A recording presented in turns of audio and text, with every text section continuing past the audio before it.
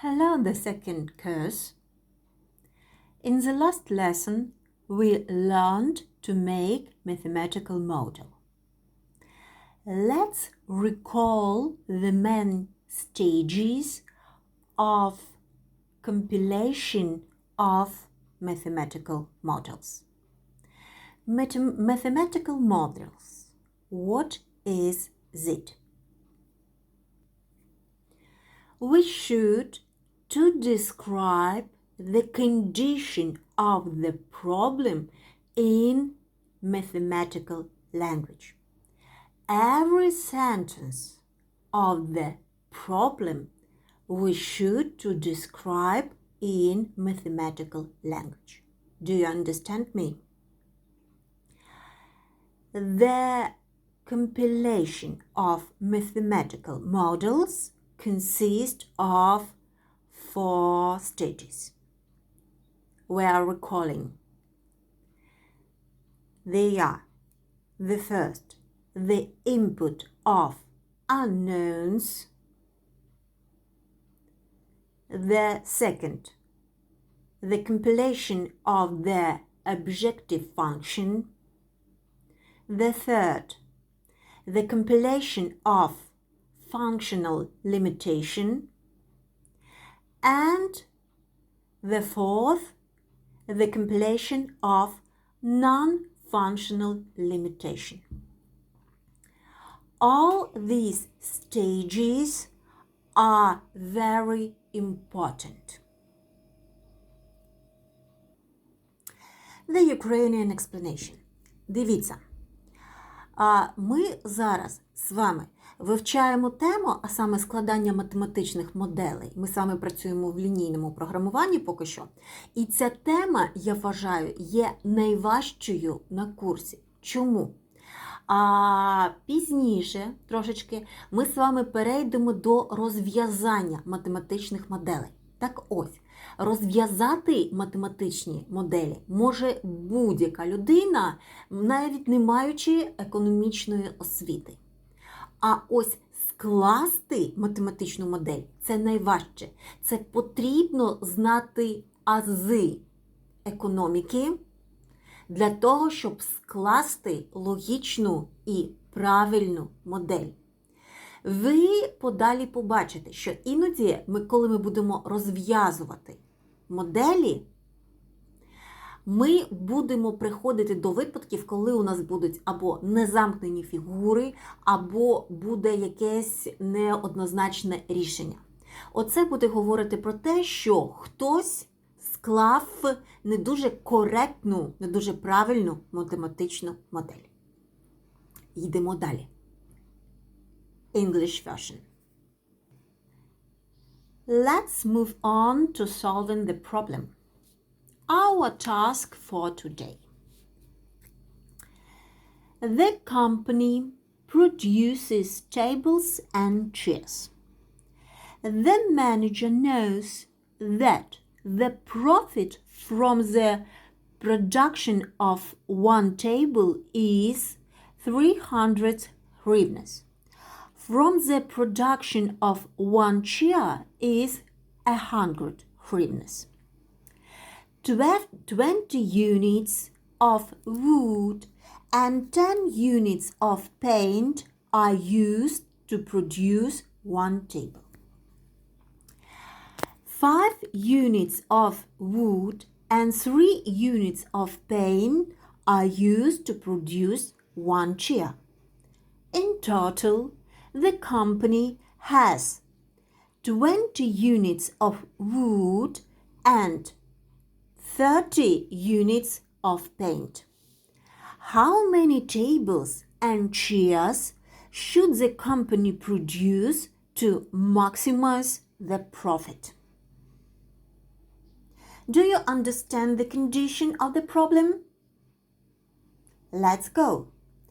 Let's make a short condition of the problem to make it clearer. Okay? What does our company produce? Our company produces tables and chairs.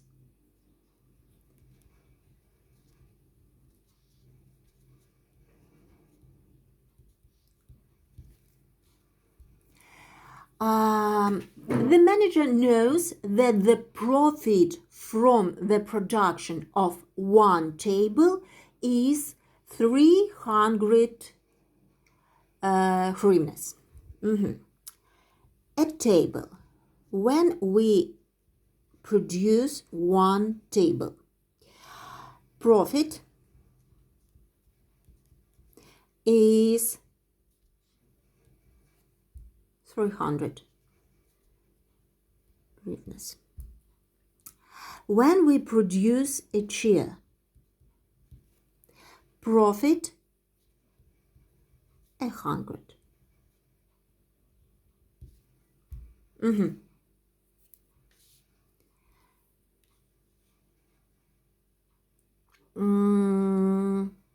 Our resources. Wood, where is it?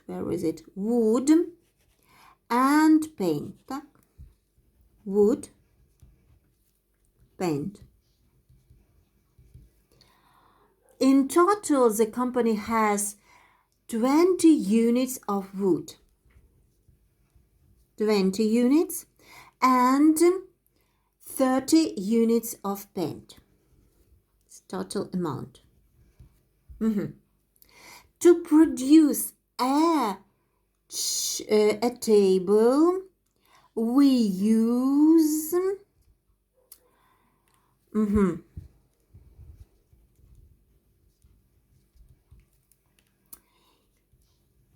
20 units of wood and 10 units of paint.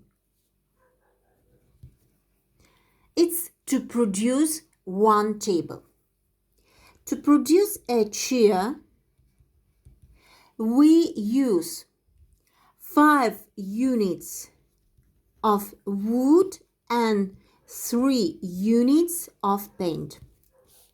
How many tables and chairs should the company produce to maximize their profit?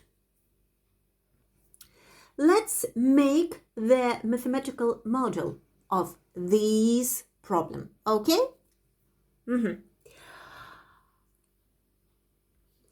Our first stage. What we do? We read our task very clear. We always start our solution by introducing unknowns. What is asked in the problem? How many tables and chairs should the company produce? What do you think? How many unknowns should we input, should we use to solve this problem? I think we should use 2 unknowns, x1 and x2. x1, it will the number of table.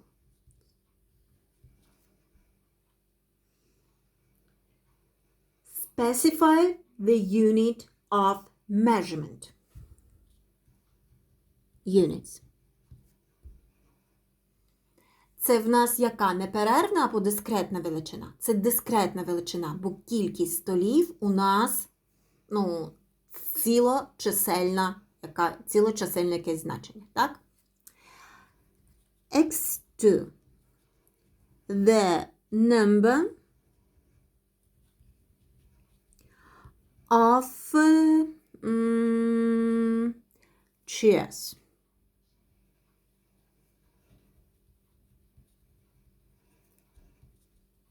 Units 2. Як ми зрозуміємо, що ми ввели ось цю кількість невідомих правильно? Якщо коли ми будемо вводити цільову функцію, функціональні і нефункціональні обмеження, у нас вийде все логічно, це означає, що ми все зробили правильно.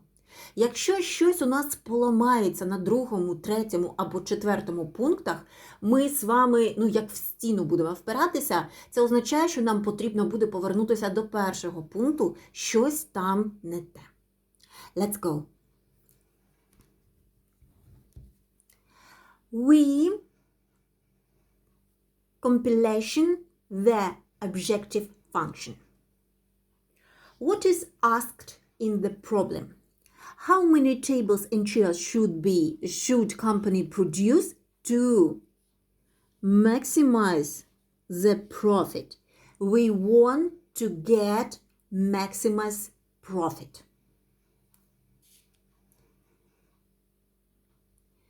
We know that a profit from the production of one table is 300 hryvnias, and profit from production one chair is 100 hryvnias.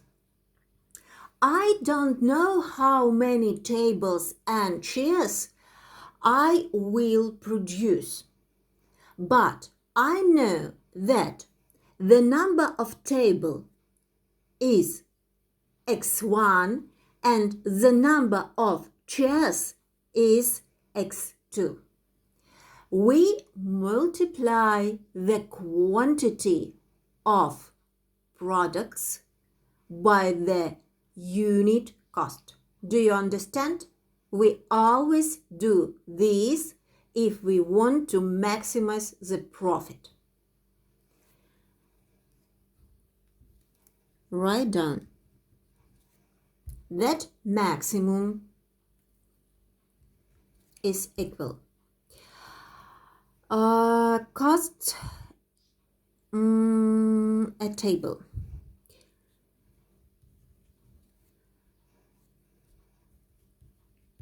Я множу, бачите, прибуток за вироблення однієї продукції на кількість ось цих столів. Тобто це в мене грошовий вимірник, так? Додаю прибуток від вироблення одного стільця, який я множу на кількість вироблених стільців. І бачите, максимізацію я вказую або ось тут, або як у на минулому тижні ми розглядали задачу, ось тут прямує до максимуму. It is our objective function. Do you understand? Okay, let's go. The compilation of functional limitation. The volume of resources is always a limiting amount. The functional limitation show the amount of resources at the enterprise, in our company, in total. What I know about my wood and about my paint. I know that in total the company has got 50 units of wood. I can't use more than 50 units of use. And I know that in total company has got 30 units of paint. I can't use more than these value. Okay. I produce chairs and table from the wood. When I produce one table. I use 20 units of wood, and when I produce a chair, one chair, I use 5 units of wood. Let's write down. Ось так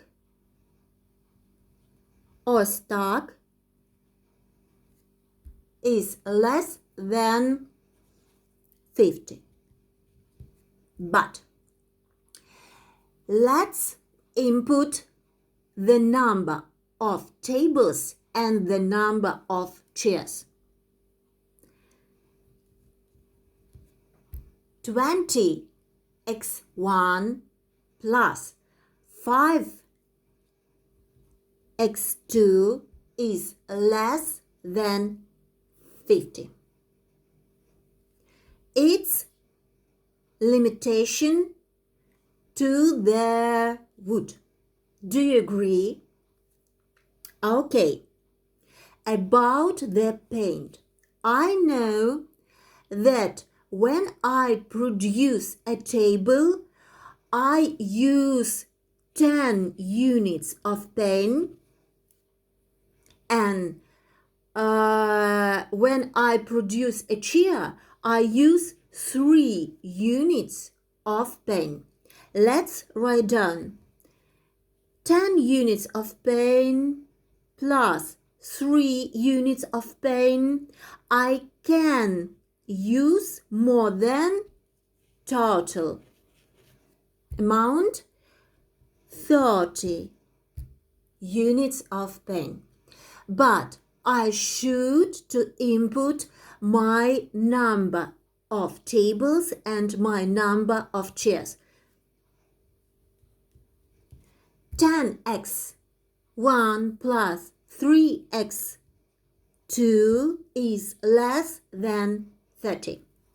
The system. Do you agree with me? Do you understand? Ukrainian explanation. Я сподіваюся, що вам було все зрозуміло, оскільки ви можете прослухати українську версію складання математичних моделей. Я розумію, що англійською мовою це сприймається важче. Але що ми зробили? Дивіться, ми з вами завжди зберігайте логіку. У вас що з правої частини, що з лівої, тобто порівнювати. Ви бачите, що функціональні обмеження – це завжди у нас, не завжди, давайте я буду обережною, це у нас в даному випадку нерівності. Так? Ми порівнюємо кількість деревини із кількістю деревини. Кількість фарби із кількістю фарби. Слідкуйте, будь ласка, щоб у вас зберігалась логіка, щоб ви не порівнювали одиницю виміру деревини з одиницею виміру фарби. Ось так. Або одиницю виміру деревини з грошима або кількістю. Завжди слідкуйте. Якщо ви множите одну якусь величину на іншу, що ви отримаєте? Що ви додаєте і що ви отримаєте in total, да? У загальному своєму вимірнику. Ще раз. Кількість деревини ви порівнюєте із кількістю деревини, кількість фарби ви маєте порівняти із кількістю фарби. Лише так. Якщо тут у вас щось не виходить, ви вертите з різних боків, але нічого логічного у вас немає, ось це, скоріше за все, буде означати, що ось тут, у першому пункті, ви неправильно ввели невідомі. Що х1 – це у вас не кількість столів, а х2 – не кількість стільців. Розумієте? Ось на третьому пункті запросто може сплити те, що ви неправильно зробили у своєму першому пункті. Йдемо далі. The last stage of our mathematical model is non-functional limitation. Let's recall. Non-functional limitation are quantity limitation. It is always a positive value. The number of table, is it a positive value? Yes, of course. A number of chairs. Is it a positive value? Yes, of course. So, we should write down x1 a positive value, comma, x2 a positive value. Always we should write down that x1 and x2 are positive value. It is important. What about impulse integer? Let's see our first stage. What is x1? The number of tables. Is it an integer value? Yes, of course it is. Is it the number of chairs? Integer value? Of course. So,